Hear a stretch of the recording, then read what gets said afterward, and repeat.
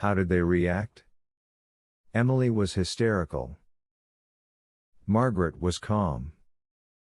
I think she was angry with Emily for acting as she did.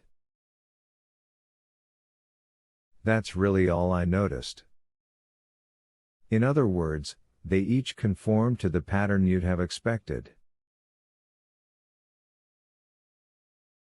I suppose so. I was pretty well excited myself. When some time later I let him out, he said rather whimsically that he had given Mother a sedative, and that so far he had doped practically the entire Crescent, beginning with Lydia Talbot, and that the only reason he had omitted Helen Wellington was because she was not there.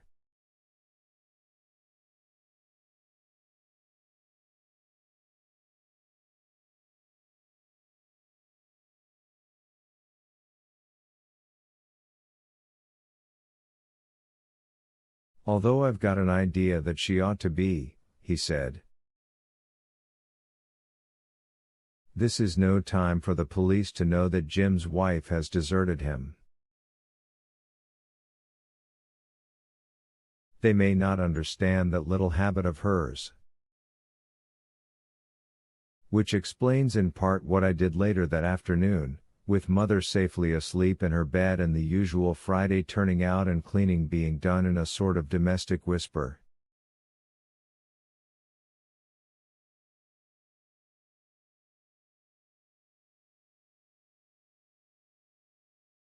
What I did was nothing less than to call on Helen Wellington, and to beg her to come home. I had meant to go in, calm and collected, and merely tell her the situation, but circumstances changed all that.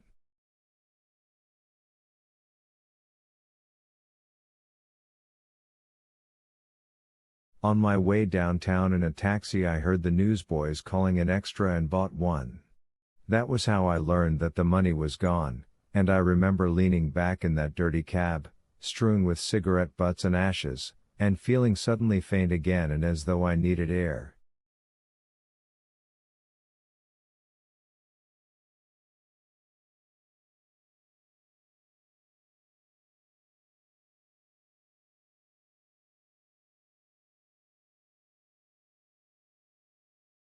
I had pulled myself together somewhat when I reached Helen's hotel, but I must have looked rather queer when I went in.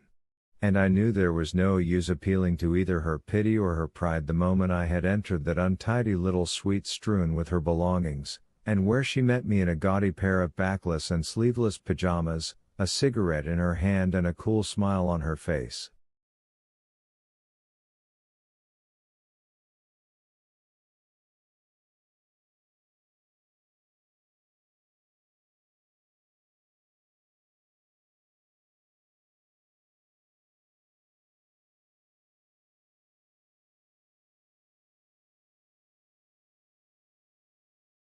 "Come in, Lou," she said. Wasn't it just my luck to leave the Crescent when it was about to provide some real excitement? I wouldn't have missed it on a bet.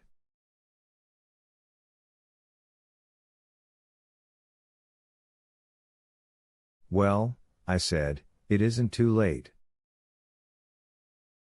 "Helen, Jim's there alone, and he certainly needs you." "Did he send you?" she asked sharply. "No. But the servants have gone, and the way things are." She laughed a little, not too pleasantly. "Gone, have they? Well, they were a poor lot anyhow," she said. "Always wanting money, the wretches. So Jim's there alone, and you think I ought to go back to make his bed and cook for him?" "I think he needs moral support, Helen." "Ask Jim if he would expect moral support from me." "I'd like to see his face." "There's another reason, too," I said soberly. It doesn't look well just now. Yes, the Crescent would think of that. Not to the Crescent. To the police. But she waved that off with a gesture. They've been here already? They know I don't believe Jim did it. He had too much common sense. It was his common sense that separated us, by the way, always asking me to be sensible and taking the fun out of life.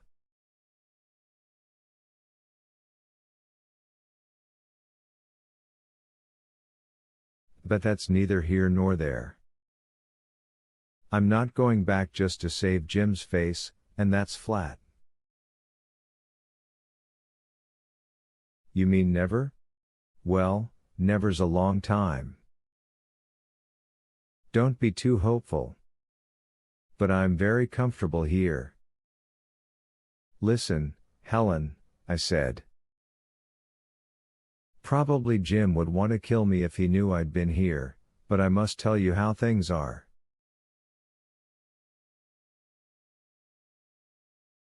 Then maybe you'll reconsider.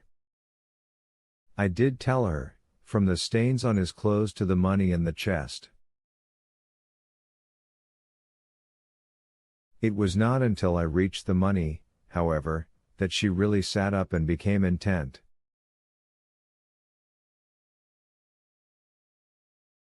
And to think he never told me. How much was there? I don't know. Between $50,000 and $100,000, they say. Her reaction to that was typical. She simply lay back on her hotel sofa and groaned. What I could do with all that money, she wailed. I owe everybody, and I'm completely out of clothes.